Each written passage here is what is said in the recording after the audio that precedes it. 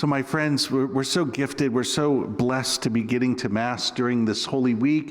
You know, this is the day that was too good for just one 24-hour period, so this entire week is Easter. Yes, it is Easter, mandatory ice cream, etc., okay?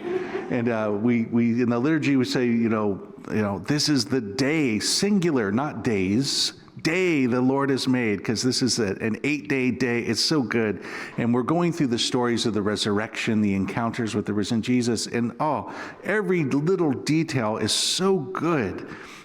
This account of Mary Magdalene really bears the witness of an eyewitness. You know, the details here are only details that could have come from an eyewitness testimony.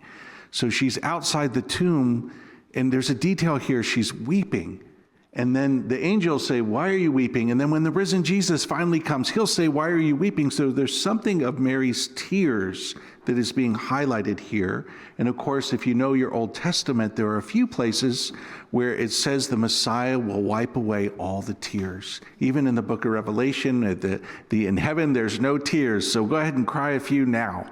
Okay, maybe there's tears of joy, I don't know. But it says that, tears will be wiped away. And so the resurrection wipes away the tears of mourning, the tears of grief will be no more, because the resurrection has wiped them away. So there's something beautiful there. We're told she bent over into the tomb. Now, this is a detail. The door, which we now know from archaeology, these little man-made caves where they put the body for a year, have a little door. You have to bend in to see it. To this day in Jerusalem, it's like that. You have to at least if you're 6'2", Nolan, you definitely have to bend over, okay? To get in there. So there's a detail. Who would have known that she had to bend over to look in? An eyewitness would know that. Okay, so she's bending over. She sees the angels one at the head and one at the feet. There's a shelf there. Now, Mary Magdalene was one of the people who was at the cross, and she would have helped bury Jesus. So she would have known where his head was and where his feet were. So again, another curious detail that kind of screams eyewitness, eyewitness. And then when the Lord comes and she doesn't recognize him, and she turns. So she's, again, who knew that she was turning? Only an eyewitness would have known that. There was a lot of turning back and forth. She sees Jesus, but thinks he's the gardener. Now, this area was a garden. Certainly, the other day, they just released some brand new information that the archaeologists who have been digging under the Holy Sepulchre for the very first time in history have found gardening soil. So, yeah, the Bible did say it was a garden. Okay, I guess we now know for sure. And evidence traces of olive and grapevines. Oh, that sounds very biblical, doesn't it? Okay. And so this gardener is also Adam. This is Jesus, the new Adam. Adam is the first gardener. And so then when he says her name, then she recognizes him. And that too has a deep biblical resonance. There's a number of passages, especially in the book of Revelation, that says God will call us by name. This is the good shepherd who knows his sheep by name. And so this identity there. And then here's another detail. Jesus has to say immediately, "Stop holding on to me." Again, another eyewitness detail.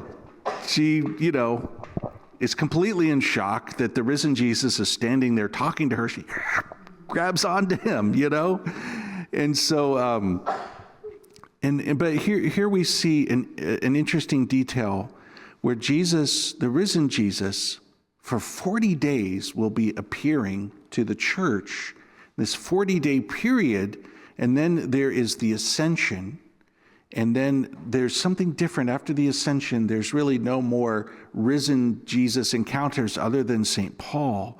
So something's changing. Something's changing here. And it is, how is it that we can know Jesus? Before the crucifixion, Jesus would walk around just like we all do. He would be walking around, he would be talking and eating and conversing with people. Well, now something has changed. After the resurrection, his way of being with us will be more akin to his divinity, that he is everywhere. He is everywhere, especially present in the sacraments.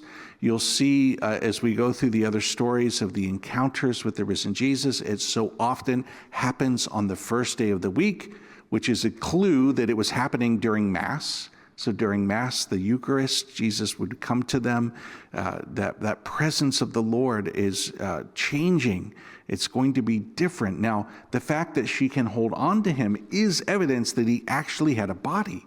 You can't hold on to a ghost or a spirit, you know, and another place Jesus will eat fish, and Jesus will say, go ahead and poke the wounds with your finger, Thomas, you know. But remember those words that he says to Thomas, you believe only because you saw. Blessed are those who haven't seen and yet still believe. There's something similar happening here with Mary. You have to let go.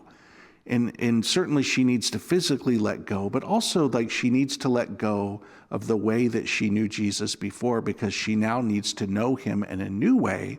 And that new way is the way of faith, that we believe through faith. This is how we know him. And so she has to let go of what she knew before to make room for this new thing that God is doing. It really is something so incredibly beautiful.